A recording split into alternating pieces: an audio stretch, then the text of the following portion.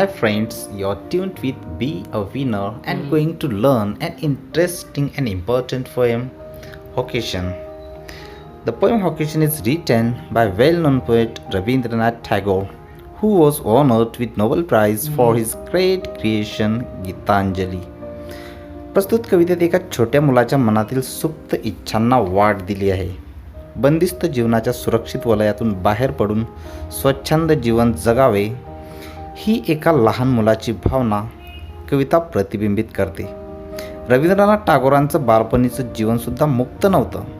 घराच्या चार भिंतीतच त्यांना अति जपलं जायचं. मुक्त जीवन जगण्याची ओढ त्यांच्या लेखणीतून वेळोवेळी साकार झाली आहे. त्यांचं पोस्ट ऑफिस नावाचं नाटकसुद्धा हाच आशय मांडून प्रसिद्धीच्या शिखरावर पोहोचलेला आहे. तर त्यांच्या मनातील सुप्त भावना त्यांनी वेळोवेळी आपल्या लेखनातून व्यक्त केलेल्या आहेत. व्होकेशन या कवितेमधून सुद्धा एका छोट्या मुलाच्या भावना व्यक्त केलेल्या आहेत. त्या छोट्या मुलाला कधी आपण फेरीवाला व्हावंसं वाटते, कधी आपण गार्डनर व्हावंसं वाटते, तर कधी आपण वॉचमॅन व्हावंसं वाटते आणि या बंदिस्त जीवनातून मुक्त व्हावं असं त्या मुलाला वेळोवेळी वाटत असते. बघा कविता काय आहे ते बघूया. When the gong sounds 10 in the morning and I walk to school by our lane, every day I meet the hawker crying bangle, crystal bangles.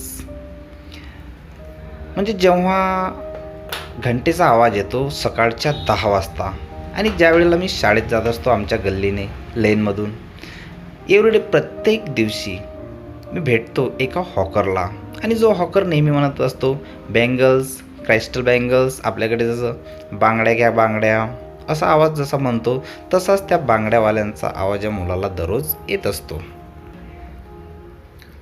पुढे बघा. There is nothing to hurry him on, there is no road he must take, no place he must go to, no time when he must come home. I wish I were hawker spending my day in the road crying bangles, crystal bangles. मग आता हा जो फेरीवाला असतो, बांगड्या विकणारा असतो, याला कशाचीही घाई नसते आणि असा कोणताही निश्चित रोड नसतो की याच रस्त्यानं त्याला जायचं. आता लहान मुलांवर खूप सारे बंधने असतात. याच रस्त्याने शाळेत जा आणि याच रस्त्याने घरी ये अशी बंधने असतात. त्यानंतर इथे जाऊ नको, तिथे जाऊ नको असं मुलांवर जे बंधन असते तसे या फेरीवाल्यावर कोणतंच बंधन नाही. त्यानंतर घरी कधी पोचायचं यातसुद्धा बंधन नाही. लहान मुलांना बंधन टाकले जातात की शाळा सुटल्यानंतर लगेच घरी ये, परंतु या फेरीवाल्यावर असं कोणतंही बंधन नाही. म्हणून हा मुलगासुद्धा इच्छा व्यक्त करतो की मी सुद्धा हॉकर असावा आणि रस्त्याने फिरताना बँगल्स, क्रायस्टल बँगल्स असा आवाज करत कोणत्याही रस्त्याने जायचं, कधीही घरी जायचं, असं कोणतंही बंधन नसावं अशी इच्छा हा मुलगा या कवितेमधून व्यक्त करतो. पुढे बघा पोएट काय म्हणतात. When at 4 in the afternoon I come back from the school, I can see through the gate that house the gardener digging the ground. He does what he likes with his fate. He soils his clothes with dust. Nobody takes him to task. If he gets baked in the sun or gets wet, I wish I were a gardener digging away at the garden with nobody stop me from digging. जेव्हा मी दुपारच्या 4 वाजता शाळेतून घरी परततो, मी बघू शकतो गेटमधून, त्या फाटकामधून मी बघू शकतो ते घर आणि त्या घरामधला जो गार्डनर आहे, जो माळी आहे, त्याला बघू शकतो मी ग्राउंड खोदताना. He does what he likes with his pet. तो त्याच्या कुदळ किंवा फावड्याने काही करतो आणि आपले कपडे तो खराब करतो, मळवतो डस्टने, धुळीने आणि कोणीही त्याला त्या ठिकाणी ओरडायला नसते. If he gets baked in the sun or gets wet, जरीसुद्धा तो ओला झाला आणि उन्हामध्ये त्याला चटके लागले तरीही त्याच्यावर ओरडायला कोणीही नसते. लहान मुलं जर उन्हात खेळत असले तर त्यांना लगेच घरात बोलवतात, त्यांच्यावर ओरडतात, पावसामध्ये भिजू देत नाहीत.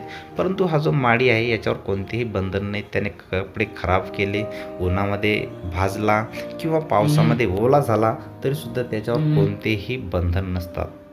म्हणून याच्यामध्ये पोएट इच्छा व्यक्त करतो की मी सुद्धा एक गार्डन असायला पाहिजे होतं की मी सुद्धा जे मैदान आहे ते मैदान खोदून काढणार. माझे कपडे भरले तरी कोणीही मला ओरडणारं नसणार.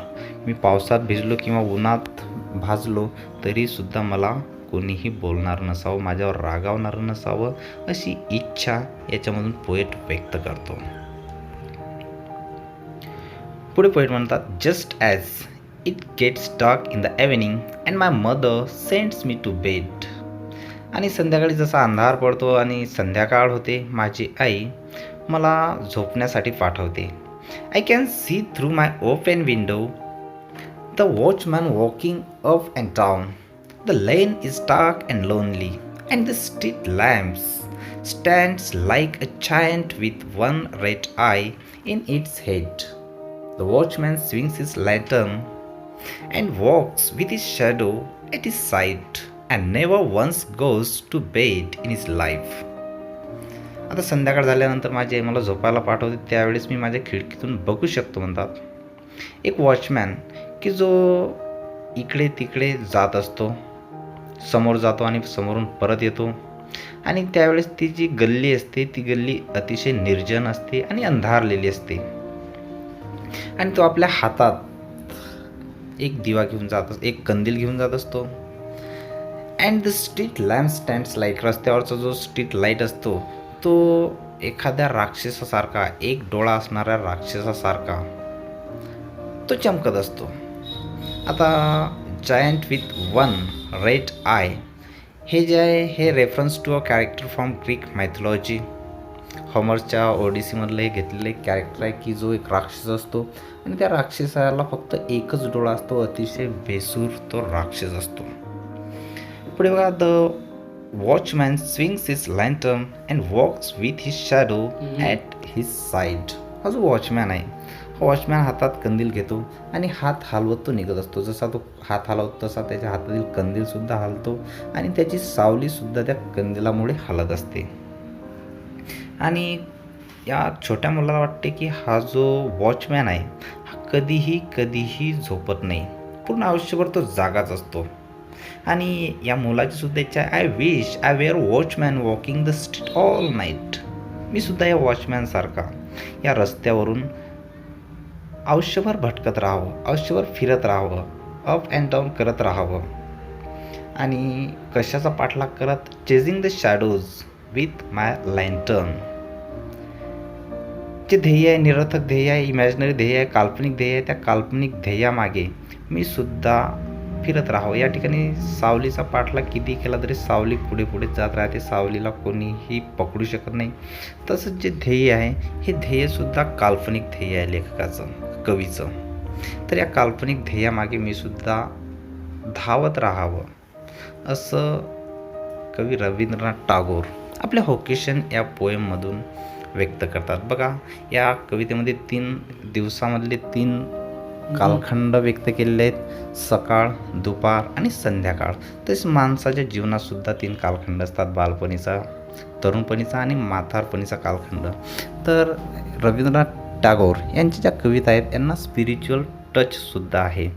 तर रवींद्रनाथ टागोर यांची अतिशय मनोरंजक, अतिशय प्रेरणा देणारी आणि अतिशय महत्त्वाची ही कविता. जर कविता आवडली असेल, समजली असेल तर चॅनलला ताबडतोब सबस्क्राईब करून टाका.